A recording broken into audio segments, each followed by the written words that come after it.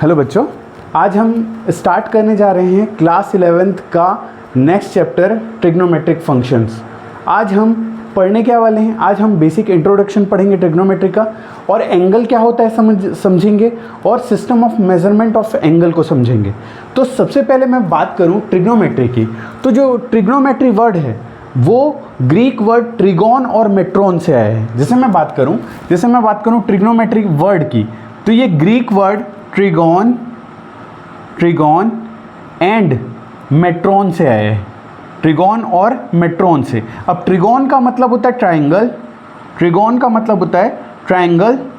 और मेट्रोन का मतलब होता है मेजरमेंट। मतलब क्या हुआ? कंप्लीट वर्ड का मतलब क्या हुआ? मतलब ट्रायंगल का मेजरमेंट। ट्रिग्नोमेट्रिक वर्ड का मतलब है ट्रायंगल का मेजरमेंट। मतलब ट्रायंगल का मेजरमेंट मतलब ट्रायंगल में साइड्स है ना, साइड्स का मेजरमेंट, एंगल का मेजरमेंट। अगर मैं फर्दर आगे बात करूं तो ट्रिग्नोमेट्रिक वर्ड का मतलब होता है ट्रायंगल की साइड्स और एंगल में relation between angles and sides.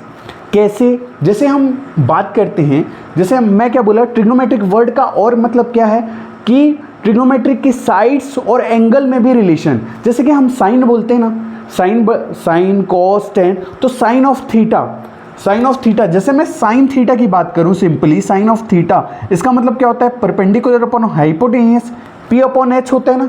अब देखो थीटा मतलब एंगल हुआ, और एंगल का साइन ऑफ थीटा मतलब एंगल का साइड, परपेंडिकुलर और हाइपोटेन्यूस क्या है? साइड।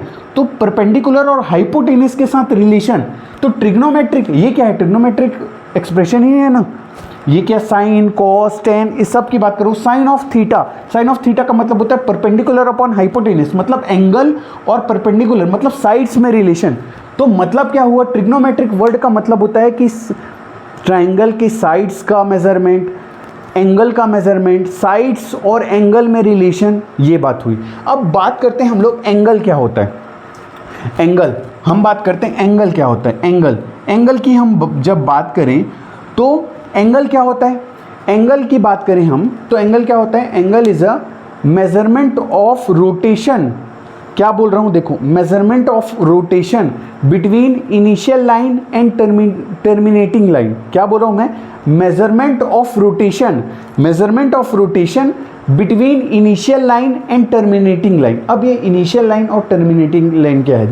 जैसे बात करता हूँ, जैसे मैं बात करूँ, ये एक लाइन हुआ, इसको हम बोलेंगे इनिशियल लाइन, या इसी को इनिशियल लाइन बोलेंगे, या फिर तुम बेस लाइन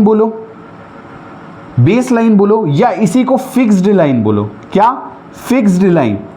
ये जो लाइन है इसको हम फिक्स्ड लाइन बोलते हैं। और एक लाइन बना देता हूं मैं, ये हो गया टर्मिनेटिंग लाइन, इसको बोलेंगे हम टर्मिनेटिंग लाइन, समझ रहे हो? या रोटेटिंग लाइन, जैसे ये हो गया हमारा फिक्स लाइन और ये हो गया रोटेटिंग लाइन। तो मैं क्या बोला? Measurement of rotation. मैं बोला एंगल क्या होता है? Measurement of rotation between initial line and terminating line. तो measurement of rotation between initial line, या इसी को बेस लाइन बोलो या फिक्स्ड लाइन बोलो। Measurement of rotation between initial line to terminating line. तो ये हो गया बेस लाइन और टर्मिनेटिंग लाइन के रोटेशन को हम क्या बोलते हैं? थीटा बोलते हैं, इसी को एंगल बोलते हैं। बात समझ में आई? अगर देखो, ये तो फिक्स लाइन है, ये फिक्स लाइन है, और एक रोटेटिंग लाइन है, इसी को टर्मिनेटिंग लाइन भी बोलते हैं। एक फिक्स लाइन है अपनी जगह में और एक रोटेटिंग लाइन है, ये रोटेट कर रहा है, अब यहाँ पर रुका। अब मेरे को एंगल क्या होता है जानना है, तो ये बेस लाइन और टर्मिनेटिंग लाइन, इनके बीच का जो रोटेशन है, इसी को क्या बोलेंगे? हम एंगल बोलेंगे। बात समझ में आई? अब बात करते हैं, अगर हम बेस लाइन से टर्मिनेटिंग लाइन में एंटी क्लॉकवाइज लाइन, अगर हम बेस लाइन से टर्मिनेटिंग लाइन में एंटी क्लॉकवाइज जाएं, तो इसको हम बोलेंगे पॉजिटिव एंगल। क्या? Positive angle. जैसे अगर मैं बात करूं, ये भी एक क्या हो गया, ये मैं बनाया एक, ये भी टर्मिनेटिंग लाइन है, ये भी क्या है? टर्मिनेटिंग लाइन, ध्यान से समझना, ये भी क्या है, एक टर्मिनेटिंग लाइन या रोटेटिंग लाइन भी बोल सकते हो। अब हम बेस लाइन से, ये बेस लाइन है, अब बेस लाइन से अगर हम क्लॉकवाइज जाएं, ये क्लॉकवाइज हो गया, ये क्लॉकवाइज जाएं, तो देखो बात ये है कि हम बेस लाइन से चाहे क्लॉकवाइज जाएं या एंटी क्लॉकवाइज जाएं, हम बेस लाइन से अगर हम क्लॉकवाइज जाएं या एंटी क्लॉकवाइज जाएं, जो मेजरमेंट ऑफ रोटेशन होगा वो तो एंगल होगा, लेकिन जब हम एंटी क्लॉकवाइज जाएंगे, जब हम बेस लाइन से टर्मिनेटिंग लाइन की ओर एंटी क्लॉकवाइज जाएंगे, तब एंगल क्या हो जाएगा, पॉजिटिव रहेगा। जब हम क्या जाएंगे, एंटी क्लॉकवाइज, क्या जा रहे हैं हम, एंटी क्लॉकवाइज, जब हम एंटी क्लॉकवाइज जा रहे हैं, अगर हम क्लॉकवाइज जाएं, अगर हम क्लॉकवाइज जाएं तो क्लॉकवाइज जाएंगे ना तो एंगल होता है निगेटिव, निगेटिव एंगल होता है, एंगल क्या होता है, निगेटिव होता है। बात समझ में आई? तो देखो ये बेस लाइन है और ये टर्मिनेटिंग लाइन है, हम क्या जा रहे हैं, देखो क्लॉकवाइज जा रहे हैं, तो क्लॉकवाइज जब जा रहे हैं तो यहाँ पर जो थीटा रहेगा, एंगल रहेगा, वो निगेटिव में रहेगा। बात समझ में आई? जैसे मैं एग्जांपल के लिए और बताऊं, जैसे कि देखो ये हमारा क्या है, ये हमारा है बेस लाइन, इसको बेस लाइन बोलो, ये बेस लाइन बोलो, या तुम बेस लाइन बोलो, या इनिशियल लाइन बोलो, इनिशियल लाइन बोलो, या इसी को फिक्स्ड लाइन बोलो, जो हमेशा ये एक लाइन जो है, ये लाइन फिक्स रहता है। अगर मैं बात करूं ये क्या है हमारा, ये एक रोटेटिंग लाइन है, इसी को टर्मिनेटिंग लाइन भी बोलते हैं, ये रोटेटिंग लाइन है। अब मैं एंगल की बात करूं तो देखो बेस लाइन से हम क्या करेंगे, किधर गए हम गए एंटी क्लॉकवाइज, तो थीटा, इसको हम क्या बोलेंगे, एंगल, तो ये क्या होगा, पॉजिटिव, कितना होगा, 90 डिग्री में होगा ना। तो जब भी हम लोग ना दो लाइंस के बीच एंगल को मेज़र करते हैं तो वो डिग्री में मेज़र होता है। तो ये क्या हो गया, बेस लाइन, और ये हो गया टर्मिनेटिंग लाइन। तो ये क्या हो गया, अगर हम क्लॉकवाइज एंटी क्लॉकवाइज से गए, ये क्या गए, एंटी क्लॉकवाइज, हम क्या कर रहे हैं, मेजरमेंट ऑफ रोटेशन, हम बेस लाइन से टर्मिनेटिंग लाइन में जो रोटेशन है उसको मेज़र कर रहे हैं ना, तो उसी को हम एंगल बोल रहे हैं। तो यहाँ थीटा इक्वल टू क्या हो रहा है, 90 डिग्री। बात समझ में आई? जैसे मैं एक बेस लाइन, ये बेस लाइन है हमारा, और ये हमारा बेस लाइन है, और ये हो गया हमारा टर्मिनेटिंग लाइन। तो बेस लाइन से मैं गया क्या, एंटी क्लॉकवाइज, तो ये कितना हुआ, ये थीटा हुआ, पॉजिटिव हुआ, और ये इसी को हम 180 डिग्री बोलते हैं ना, इसी को हम क्या बोलते हैं, 180 डिग्री। जैसे मैं ये बेस लाइन हो गया, ये बेस लाइन हो गया, और ये क्या हो गया हमारा टर्मिनेटिंग लाइन, ये हो गया टर्मिनेटिंग लाइन। अब देखो हम बेस लाइन, ये जो बेस लाइन है, बेस लाइन से हम क्या गए, एंटी क्लॉकवाइज गए, एंटी क्लॉकवाइज। तो इस रोटेशन को, इसको पॉजिटिव बोलेंगे। थीटा की वैल्यू क्या आ गई, 270 डिग्री, यहाँ थीटा की वैल्यू क्या आ गई, 270 डिग्री। वैसे ही बात करूँ मैं, ये हमारा बेस लाइन है, ये हमारा बेस लाइन है, ये हमारा बेस लाइन है, इसी को इनिशियल लाइन भी बोलेंगे। अब जो रोटेटिंग लाइन है, ये हमारा फिक्स्ड लाइन होता है। अब जो रोटेटिंग लाइन है, ऐसे रोटेट करते हुए वापस से यहीं पहुंच गई, यही बेस लाइन भी है, यही बेस लाइन हुआ, और यही क्या हो गया, रोटेटिंग लाइन हो गया, यही क्या हो गया, रोटेटिंग लाइन भी हो गया। अब हम एंगल की बात करें, थीटा की बात करें, तो ये कंप्लीट पूरा घूमा, मतलब यहाँ थीटा क्या होगा, 360 डिग्री, ये पॉजिटिव होगा। तो जब भी हम बेस लाइन से टर्मिनेटिंग लाइन की ओर एंटी क्लॉकवाइज जाएंगे तो एंगल पॉजिटिव होगा, और जब हम बेस लाइन से टर्मिनेटिंग लाइन में क्लॉकवाइज जाएं तो उस समय एंगल क्या होगा, निगेटिव होगा। बात समझ में आई? बात समझ में आया? अब बात करते हैं हम लोग system of measurement of angle.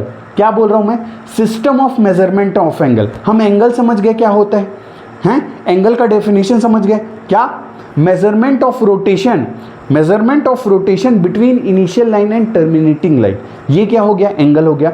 अब देखो एंगल को system of measurement of angle पढ़ना है हमको, मतलब एंगल को मेजर करने की यूनिट क्या है, सिस्टम क्या है। सिस्टम बोलने का मतलब एंगल को मेजरमेंट करने की यूनिट क्या है, एंगल को हम किस में मेजर करेंगे, एंगल को हम यूनिट क्या है। जैसे हम बात करें लेंथ की बात करें तो लेंथ को हम किस में मेजर करते हैं, सेंटीमीटर में, मीटर में। वैसे ही बात करेंगे हम एंगल को, तो system of measurement of angle में हम क्या पढ़ेंगे, एंगल की यूनिट क्या है, एंगल को मेजर करने की यूनिट क्या है। तो 3 सिस्टम होता है, 3 system of measurement of angle है। जैसे पहले बात करूं मैं डिग्री, फिर बात करूं मैं ग्रेड, और फिर बात करूं क्या, रेडियन। 3 यूनिट्स हैं जिसमें हम एंगल को मेजर करते हैं। क्या क्या, degree, grade and radian. Degree, grade और रेडियन में देखो पहला जो सिस्टम है system of measurement of angle में जो पहला सिस्टम है उसको सेक्साडेसिमल सिस्टम बोलते हैं। इसमें हम सेक्साडेसिमल सिस्टम में हम एंगल को किस में मेज़र करते हैं, डिग्री में। जो ब्रिटिशर्स थे वो एंगल को डिग्री में मेज़र करते थे। और बात करूं सेकंड सिस्टम की बात करूं, क्या, सेंट्रीसिमल सिस्टम। तो जो ग्रीक्स थे, फ्रेंच लोग थे, वो एंगल को किस में, ग्रेड में मेज़र करते थे। और मैं थर्ड सर्कुलर सिस्टम की बात करूं, थर्ड जो सिस्टम है वो सर्कुलर सिस्टम है। अगर मैं सर्कुलर सिस्टम की बात करूं तो सर्कुलर सिस्टम है एंगल को मेज़र करने का स्टैंडर्ड इंटरनेशनल यूनिट, ऐसा यूनिट है। जो हम सर्कुलर सिस्टम की बात कर रहे हैं तो वो हम एंगल को किस में मेज़र करेंगे, रेडियन में मेज़र करेंगे। तो ये जो एंगल को रेडियन में मेज़र करने का सिस्टम है ना, ये ऐसा ही यूनिट है, एंगल को मेज़र करने की ऐसा यूनिट है, स्टैंडर्ड इंटरनेशनल यूनिट है। तो आप क्या करो, इसका स्क्रीनशॉट ले लीजिए, उसके बाद मैं बताता हूँ कि system of measurement of angle.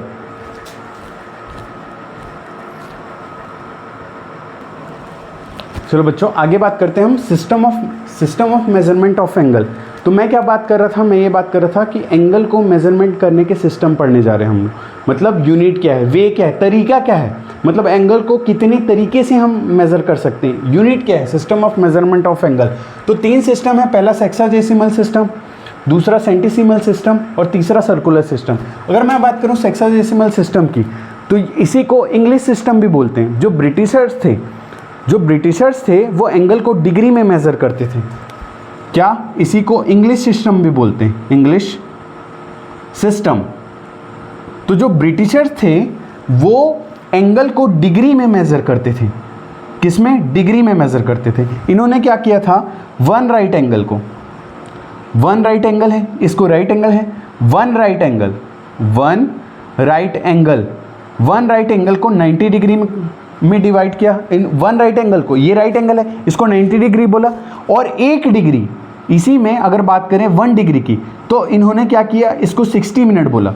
मतलब 1 डिग्री की बात करें ना हम, तो देखो ये बेस लाइन है, एक ये बेस लाइन है, इसी को इनिशियल लाइन भी बोलते हैं, और एक टर्मिनेटिंग लाइन। तो मैं कितना छोटा बनाऊँ, 1 डिग्री मतलब बहुत ज़्यादा छोटा।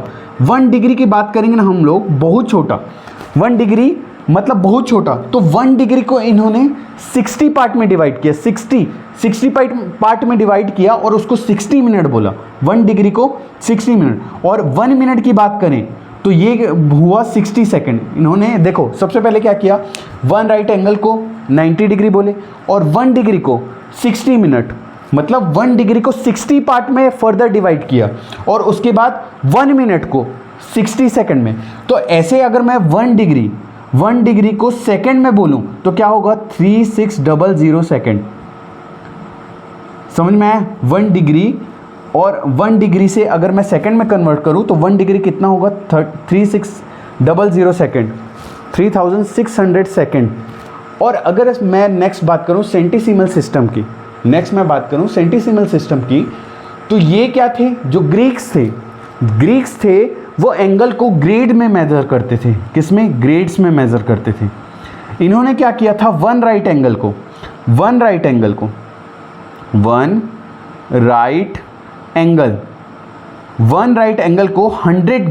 ग्रेड में डिवाइड किया। इन्होंने क्या किया, 1 राइट एंगल को 100 ग्रेड में डिवाइड किया। जैसे यहाँ 1 राइट एंगल को इन्होंने 90 डिग्री में कन्वर्ट किया था। देखो ये राइट एंगल है, इन्होंने क्या किया था, 90 डिग्री में डिवाइड किया था और इन्होंने 100 ग्रेड्स में। इस हिसाब से अगर मैं बात करूं कि ग्रेड और डिग्री में ग्रेटर कौन होगा, डिग्री ग्रेड होगा, क्योंकि इन्होंने 1 राइट एंगल को 90 पार्ट में डिवाइड किया, इन्होंने 100 पार्ट में डिवाइड किया, मतलब ज़्यादा छोटा हुआ नहीं है।